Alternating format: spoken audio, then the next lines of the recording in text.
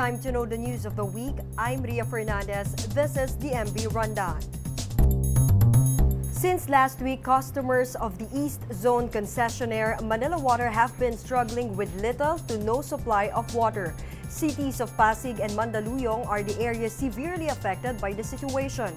Demand in water containers and even mineral water has increased.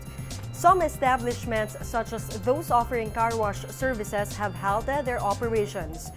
President Rodrigo Duterte has already ordered Friday the Metropolitan Water Works and Sewerage System or MWSS to demand Manila Water and other responsible companies to release water from Angat Dam good for 150 days. Pag-asa is yet to declare the onset of summer season, but a hot and humid weather is already being felt in the country.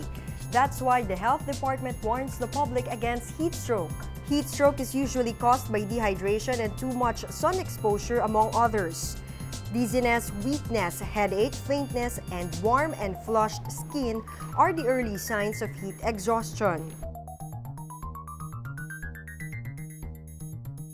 But if any of the early signs of heat exhaustion is being experienced, the agency advises to do the following measures and seek medical help immediately. Despite the President's intervention to break the budget impasse, the Senate and the House of Representatives still failed to achieve consensus over the 3.757 trillion pesos proposed national budget. Senate President Vicente Soto III said on Wednesday that the House seemed to have acquiesced Senator Panfilo Lacson's suggestion to revert the BICAM-approved report.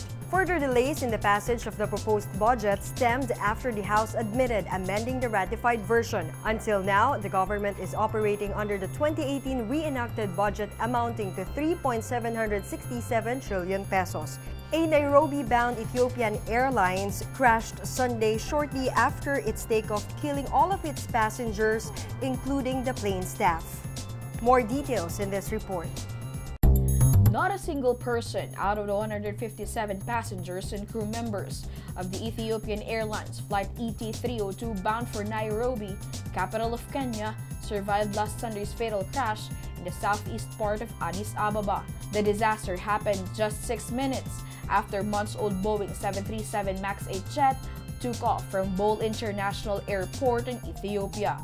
Among those who perished were at least 19 UN-affiliated personnel, whose majority will attend a major UN Environment Conference in Nairobi. Other victims include the company's CEO, a Secretary General of a football organization, government officials, doctors, and family of Slovak legislator.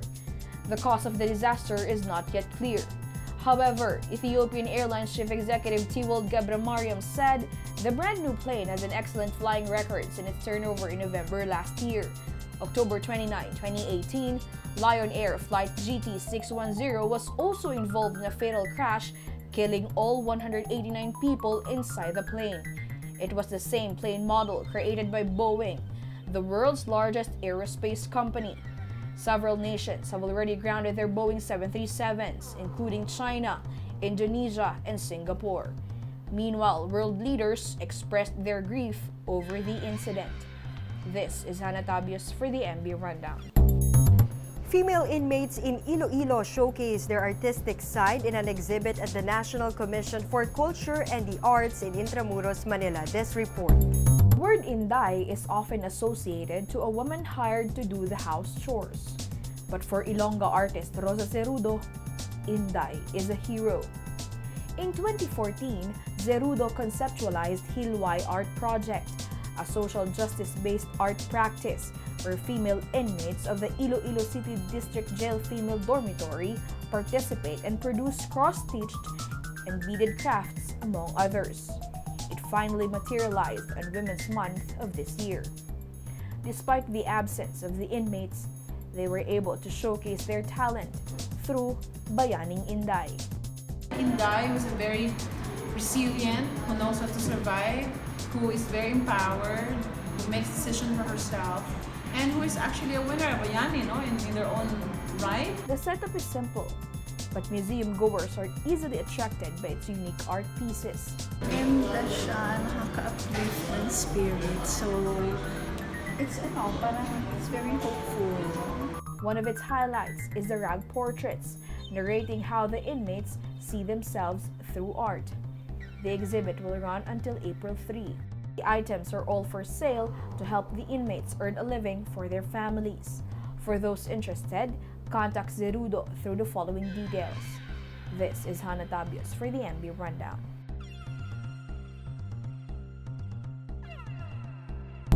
Meanwhile, these are the other top news of the week.